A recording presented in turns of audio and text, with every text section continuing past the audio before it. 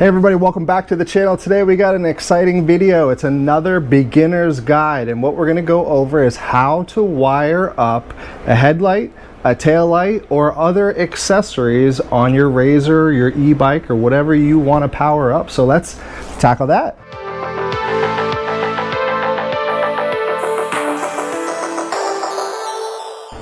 Let's just go over what I have in front of me. We got some 14 gauge wire. Now that's pretty thick. Anything for LED lights and small accessories, you know, anywhere between 14 and 18 gauge is usually fine. We got a fuse, so we can put this in line and make sure if anything happens, we don't fry anything. We got a voltmeter. We got a terminal block. That's going to allow us to connect all of our connections up together nice and organized. We have a switch. Now this has two switches on it, but we're just going to be using one for this demonstration. We got a tail light. Now I actually mount this upside down to the Razor, and it works awesome for a tail light for a Razor. We got a headlight. We also have another random accessory, whatever you want to power up. And then we have a far driver controller. Now that could be any controller because they're all essentially the same. They all have a positive and a negative terminal or connection to your battery. And this is a nice 48 volt Amorg battery. I order those direct from China, and they are really your best bang for the buck when it comes to batteries. Now this is a 48 volt, one of the smaller ones, but it's going to be perfect for this little setup for a Razor. So let's dive into it. Essentially, the battery is going to be powering up the controller. That should have its own wiring instructions you want to follow, but we're going to pigtail off of the power connections on this controller over to this terminal block. Then we're going to run it to a switch that's going to go back to the terminal block, and it's going to start powering up our accessories or our voltmeter. It doesn't matter. We can hook anything up to this terminal block and it will get the same voltage as your battery. Now some accessories need you to do a DC to DC conversion and change the voltage, but all my accessories work all the way up to 72 volts, so it's fine with this 48 volt battery. I recommend that. It makes it easier. You don't have to get a converter. All right, so let's get a pigtail. We'll wire this up to our controller, and then we'll make our first connection to our terminal. All right, and here's our pigtail. That's going to connect to our battery. Take these screws out.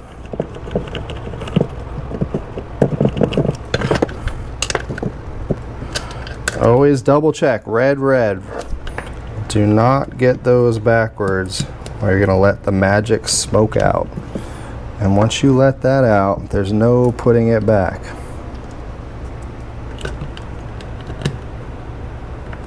Now I'm not going to tighten down that all the way because we got to run now two pigtails to this. So this is just a standard automotive fuse that you can get, and I have a 10 amp fuse in there. That's plenty for running small little LEDs. So we're going to put this on the positive lead.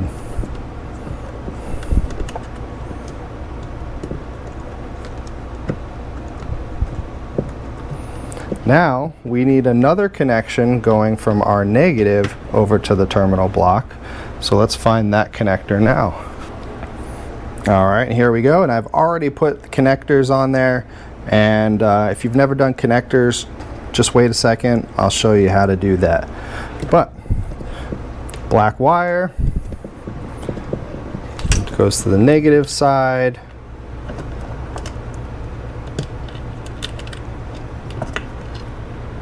Now let's tighten these bad boys down.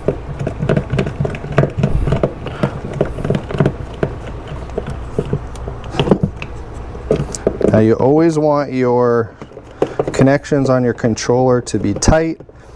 If they are loose, it'll create heat, and you do not want any heat in your system. So you want those pretty darn tight. Now I don't have it connected yet, so we're going to connect it up. Here I have this little adapter, so the QS8 over to the XT AT90, and let's just double check everything looks good. But I'm not going to connect it up yet because that would power up the system, and if I were to touch these two wires together, I'm going to blow this fuse. Alright, so let's not do that yet. We'll keep it disconnected. But now when we run it over to the terminal block, these two are connected. They're connected in pairs. So this is connected to this, but it's not connected to here. So we can have essentially two posts that are going to be on the same circuit, or we can put a little jumper from one to the other and have four posts that are going to be on the same circuit per se. So what I like to do is hook one up to one side here. Let's loosen these all up.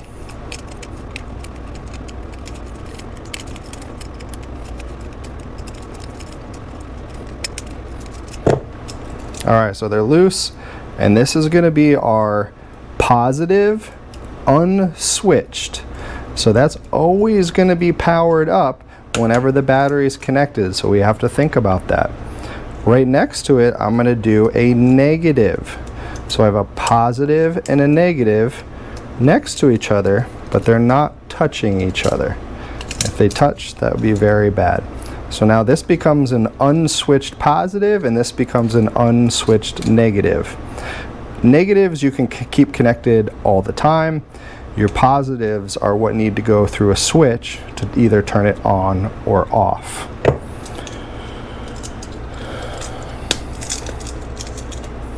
Alright, so what I'm going to do now is we're going to use a switch, and this switch actually has 3 wires. Technically you only need 2.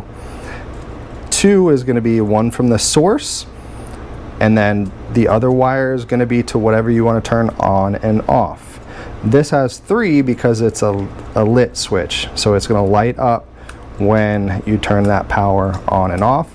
So we'll go ahead and do that just so I can kind of show you an even more kind of complicated way of wiring, so hopefully you'll get a grasp of how all this works.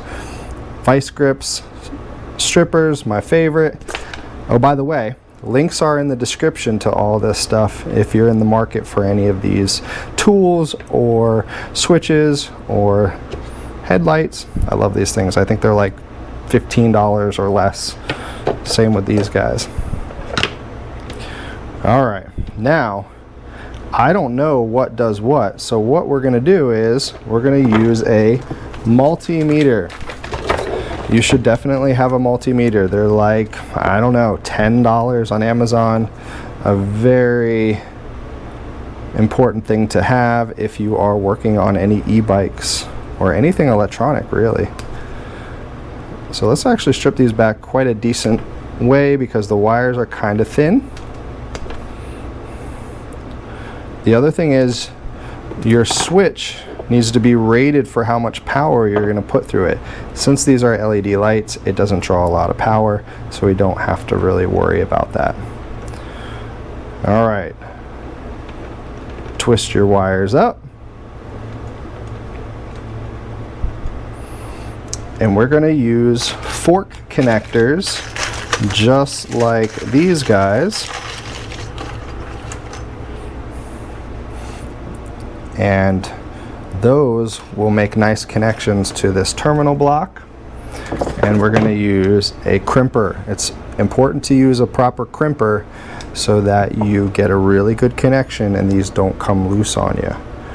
Alright, so I always bend over that copper because that is kind of small wire and you're going to need a little extra meat. And let's crimp these bad boys down. Alright, tug on your connection. It should not come off. If it comes off, you're going to need to throw that connector out and try again.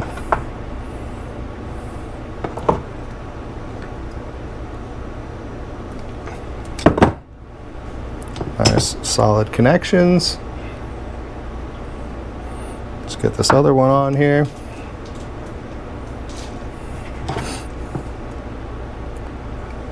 Alright, I've made 3 connections, nice and easy. Let's attach them. Well, actually, let's use our multimeter now to test the connections. So we're going to go to our ohms meter, and if these connect, it's going to make a noise. So I'm pretty sure it's going to be these two because that one's black, but let's just try that. All right, so nothing. And if we flip the switch, still nothing. So it's not that one. All right, let's try black and blue. Ah, there it is. So black and blue are the switch, and this brown one I'm thinking is going to be to power up the light. So just make sure nothing else does that. Yep, that makes sense. All right, so these are going to be the switch. So when I flip that switch, it creates a connection between these two. This one is just for the light. So let's go ahead and connect these up. And the way I'm going to do it is top is going to be power and switches, bottom is going to be accessories. So let's loosen this one up actually. And we're going to put one of these connections under here. Like that.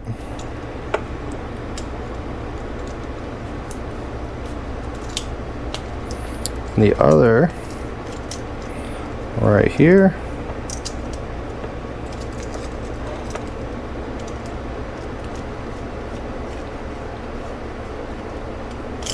And this one is going to go over here for the light, because your light needs a positive and negative connection to turn on.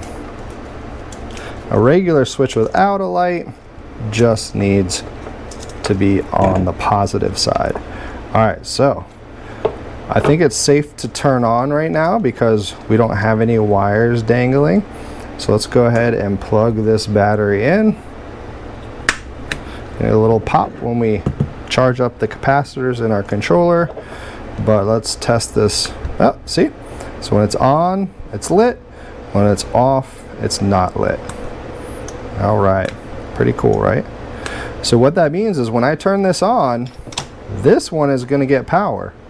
So I'm going to take a negative and this side and hook that up to my accessories, and they're going to turn on when I connect it to here. If I needed power, like maybe a charger or the lead for the switch for the controller that always needs to be on, I'd run it here. Matter of fact, that's what I normally do, because you need to have another switch that connects to this orange wire, and that turns the controller on. So I'll run the lead from here to the key switch to this orange wire, and that's what turns the controller on. That way we don't have any more connections on these terminals, because it does get pretty tight. All right, so let's put some connectors on our lights. Now these are really thin wires, so you can wire them up separately or together. I'm going to actually wire them up. These connectors I don't typically use, so we can just cut those off. But just remember the pairs. So red and black is the regular running lights, and green and yellow are the brake lights, which are brighter. So I just hook up the yellow and the green wire as my lights, because I don't actually have a brake light. There's no switch that turns the light brighter.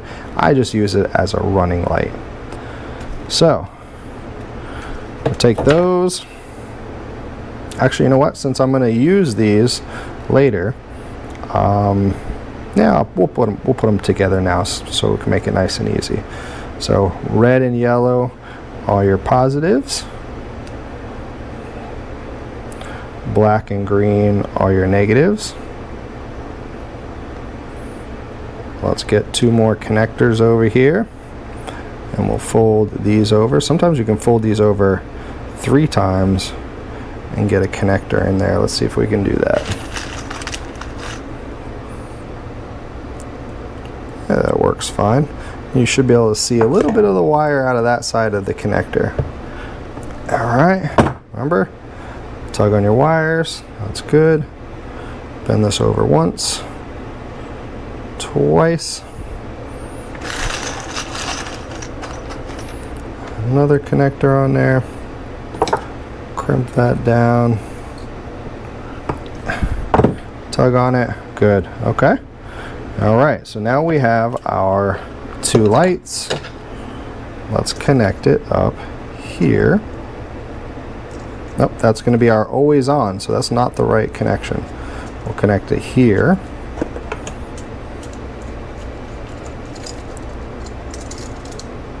And here. So our switch is off.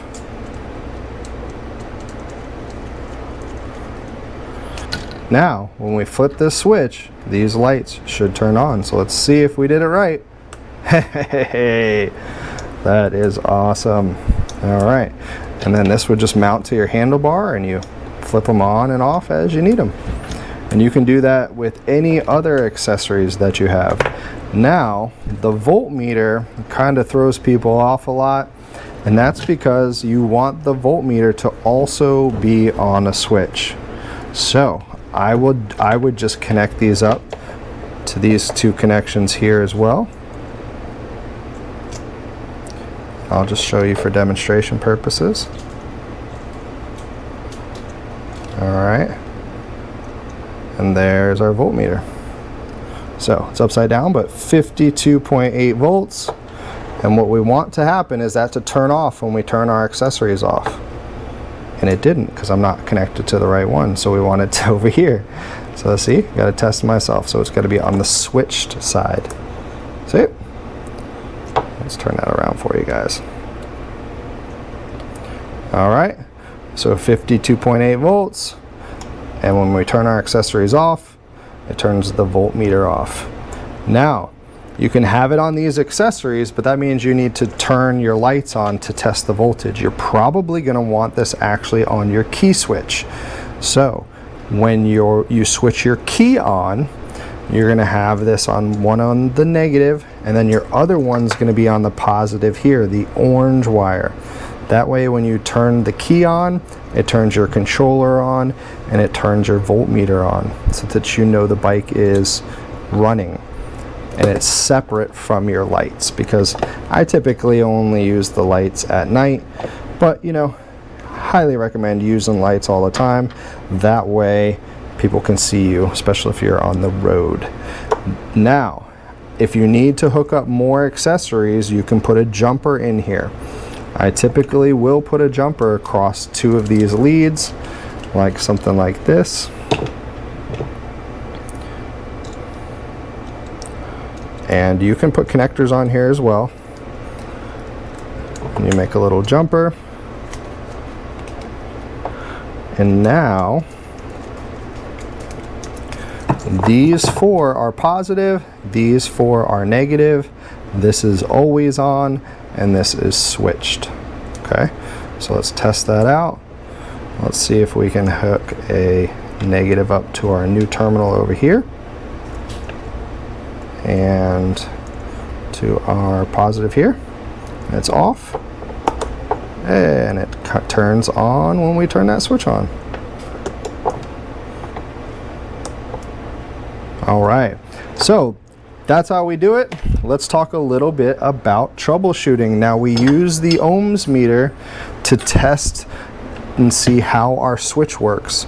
So when the switch is on, it's going to create a connection, and you can test that by seeing if this has connections one to the other. That's how a switch works. It just makes a connection.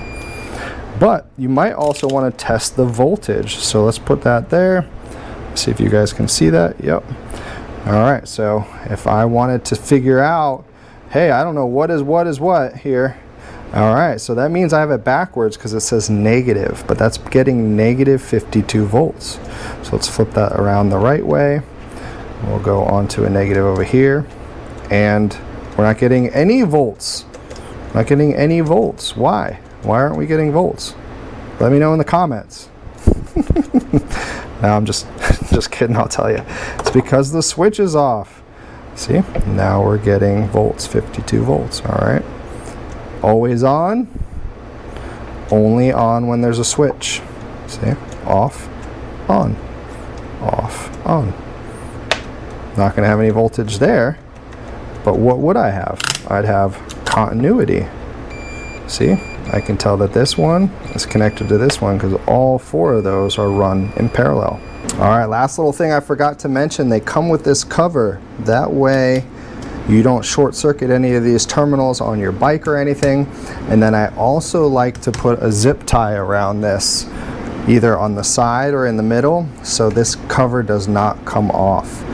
All right, that's it for this one. I'm trying to keep it nice and short for you guys. Hope that was super helpful. Hope it was easy to find exactly what you were looking for. Plenty more videos like this coming your way, so hit that subscribe button if you want to see more. And if this was helpful at all, please hit that like button. If you have any questions, leave them in the comments below. I'll try to get to them as soon as possible. Thanks, guys. See you on the next one.